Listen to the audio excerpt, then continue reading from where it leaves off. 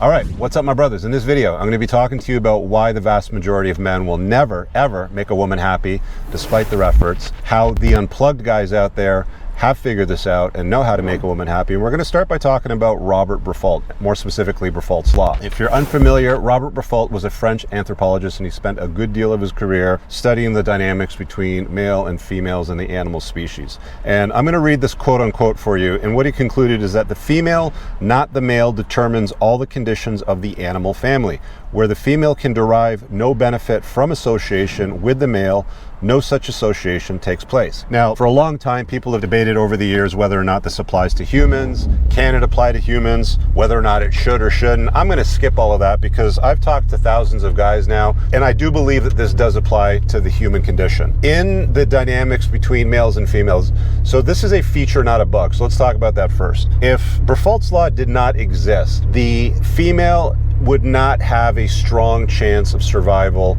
Generally speaking, I mean, today it doesn't really matter so much because we have women in the workforce making their own money, paying tax and all sort of stuff. But 1,000 years ago, 5,000 years ago, if a female had chosen the wrong mate, made a bad choice, she could be on the hook with a guy that is unable to provide, preside, and look after the family. To sort of distill it and dumb it down into very simple terms, the things that you've done for her in the past, and this is where guys get really frustrated, the things that you've done for her in the past do not carry any weight into the future. So the house that you bought in the neighborhood that she wanted, the renovation that you did on the master bathroom or the kitchen, the in-law suite that you built for your mother-in-law to move into in the past has no bearing on the future. The mistake that a lot of guys make is they'll sit there and they'll go, well, you know, I did this, that, and the other thing for you over the last several years. Why am I not getting acknowledged for the efforts that I've made into this relationship? And then they get upset or they get bent out of shape for it. And as Robert Briffault stated, women are only around so long as they can derive benefit from you in the future.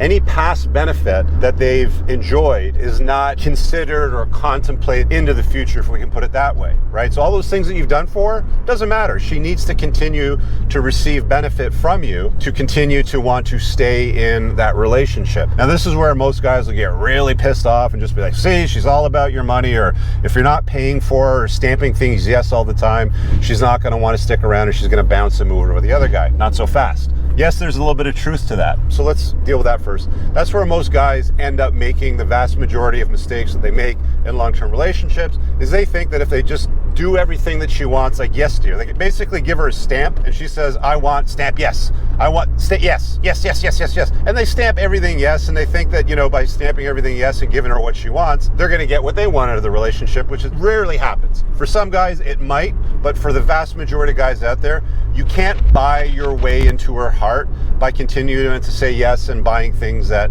she asks for or demands or wants for her or the family or the kids or any of those things. You actually have to have a backbone when it comes to a long-term relationship or a marriage, and put yourself in a position where you can say no. Now, of course, all of this boils down to attractiveness and value for the guy. This is where guys can win. This is where guys can level up.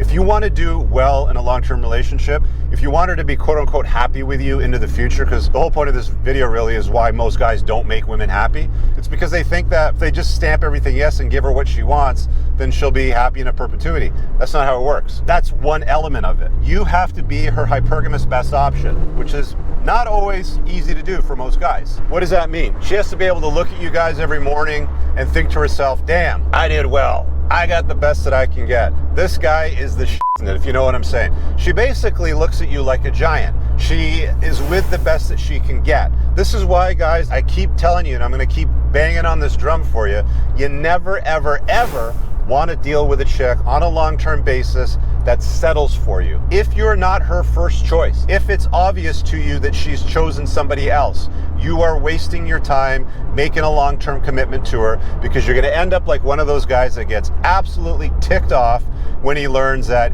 he's just an ATM for her and everything that he does doesn't create any level of happiness or a smile on her face. That's a situation that most guys get themselves into, which is not where most guys want to be. They want to be adored by their woman. They want to be respected by their woman. They want to, you know, when they initiate intimacy, it's reciprocated and with enthusiasm. This is where guys go wrong. So gentlemen, understand this. Most of your problems with long-term relationships, they boil down to Attractiveness and your value. If you're not valuable and you're not attractive, she'll never be content or happy with you over the long term. Make sure you're not carrying extra belly fat, you're not fat, you're not incompetent, you're resourceful, you know how to solve problems, and of course, you're handsome. You know, you have a style, you have a look. You've done something to level yourself up so that you're not an unattractive, lazy, kind of unappealing slob-like character for women, because they don't like that. They just don't. Women want to be with guys that other women want to be with. And if you don't have the pre-selection of other women, it's very unlikely that she's going to be happy with you in a perpetuity if you're not that guy. So you can't buy your way into her heart. You know, the whole beta bucks thing where it's like, she wants this done, yes. She wants that done, yes. She wants this done, yes. And then after about a dozen or two or 12 dozen of these, the guy comes to the realization, I've done all of these things for you, Becky, and you're still pissed off at me. And it doesn't matter what I do, you're never happy. And she's basically sitting there nodding her head going, yeah, kind of, because she didn't pick her best option. She just picked you because you're an ATM. She just picked you because you say yes to everything. She just picked you because you're her second choice or her fifth choice or whatever it happens to be. So guys, choose better. Increase your value. You're the one that's in charge of managing relationships, not her. You're the one that's in charge of leading the relationships, not her. You are the gatekeeper to the relationship. That's the way that you should be acting, not letting her gatekeep. Women gatekeep intimacy. Men gatekeep the relationship. You're the one that decides when the relationship's going to occur. Like Robert Briffault says, women decide if it's going to continue, right? If she doesn't derive benefit, is she going to continue? And if she's not deriving benefit, she's going to find some way out of it. Benefit, by the way, it's not just money. Benefit can also be your presence, because you're handsome, because you're attractive, because you're valuable. The most successful guys that I know in long-term relationships say no, and they say no often. You know, I want this, no. I want to do this, no.